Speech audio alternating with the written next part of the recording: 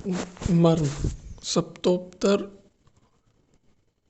मर्म शतम, यानी कि मर्म 107 होते हैं।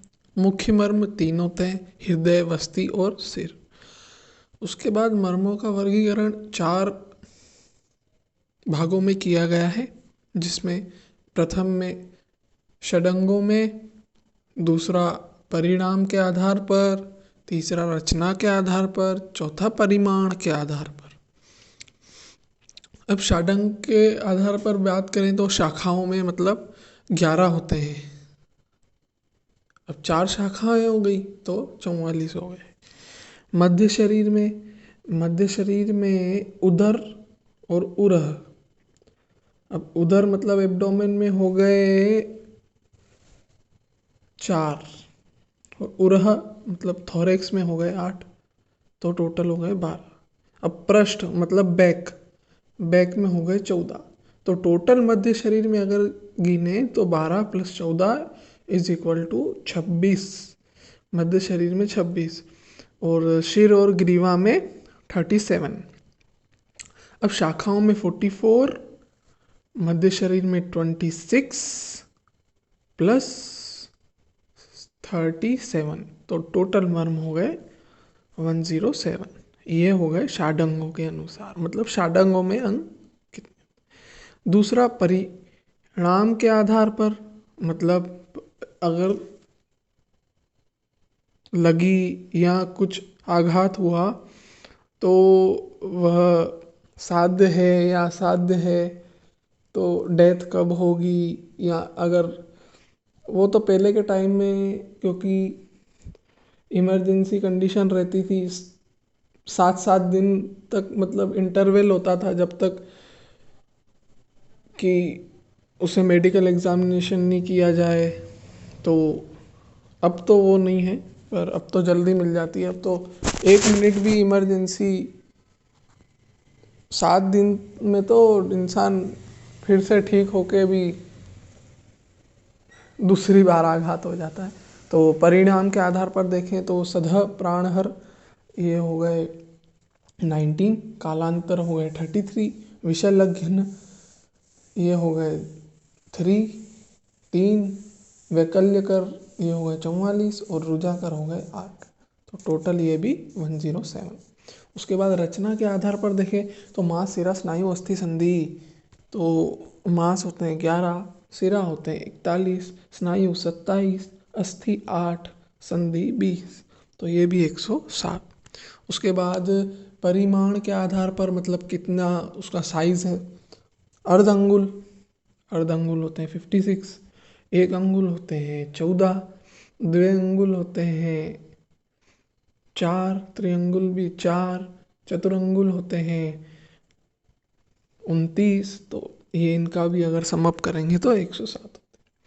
उसके बाद ये मर्मों का वर्गीकरण था किस आधार पर मर्म। अब मर्म की डेफिनेशन देखें तो यह है मर्माणि नाम मा सिरा स्नायु अस्थि संधि सन्निपाताः तेषु स्वभावत एवं विशेषेण प्राणा तिष्ठन्ति। सुश्रुत शारीर स्थान 6/16, मतलब शारीर स्थान के अध्याय 6 में और जो 16वां श्लोक है उसमें मर्म की डेफिनेशन दी गई है। मतलब मर्माणि नाम, मर्म वो है जहाँ मांस, सिरा, स्नायु, अस्थि और संधि, मतलब ये टोटल 5 हो गए स्ट्रक्चर्स, ये इक्वल क्वांटिटी में जहाँ प्रेजेंट हो। सन्निपाता मतलब समानतः, मतलब समान मात्रा में अगर वहाँ हो तो उसे मर्म कहते हैं। तेषु स्वभावत एवं विशेषेण, मतलब वहाँ पर स्वभाव से ही नेचुरली और प्राणा तिष्ठन्ति, वहाँ पे नेचुरली प्राण निवास करते हैं। अब दूसरी डेफिनेशन देखें तो प्राण की है ये, मतलब अग्नि, सोमो, वायु, सत्वम, रजस्तमः, पंच इंद्रियाणि भूतात्मेति प्राणा, मतलब ये भी सुश्रुत शारीर स्थान 4/6, मतलब 4 शारीर स्थान के 4थे अध्याय में दिया गया है ये। भूतात्मेति प्राणा मतलब अग्नि हो गया, सोम, वायु, सत्व, रज, तम, ये हो गए 6, पंच इंद्रियाणी 11, भूतात्म की प्राणा, मतलब प्राण कहाँ कहाँ रहता है, जैसे अग्नि, सोम, वायु, इन सब में। और एक हो गई भूतात्मा, तो टोटल हो गए 12। ये मर्म स्थानों में रहते हैं, मतलब विशेषतः मर्म स्थानों में ये रहते हैं। अब सदह प्राणहर की अगर बात करें तो ये होते हैं 19। अब अपन को मेन 3 पढ़ने, मुख्य मर्म। मुख्य मर्म होते हैं 3, हृदय, वस्ति और सिर। अब इसमें है कि ये तीनों सद प्राणहर है, जिसमें हृदय जो है वो सिरा, मतलब मेन कंपोनेंट सिरा होगा इसका, मसल जो अपन पढ़ चुके हैं कि एक तरह से हृदय जो है वो वेसल है, ब्लड वेसल का ही पार्ट है, और वो एंजियोलॉजी जिसमें अपन बोलते हैं। तो हार्ट है तो मस्कुलर, पर इट इज ए वेसल, वो एक वेसल ही है। जो 4 अंगुल प्रमाण होता है इसका, और स्थान क्या है, स्तनों के मध्य में, मतलब मिडिल मेडिस्टियम में यह इसका स्थान है, इस मर्म का।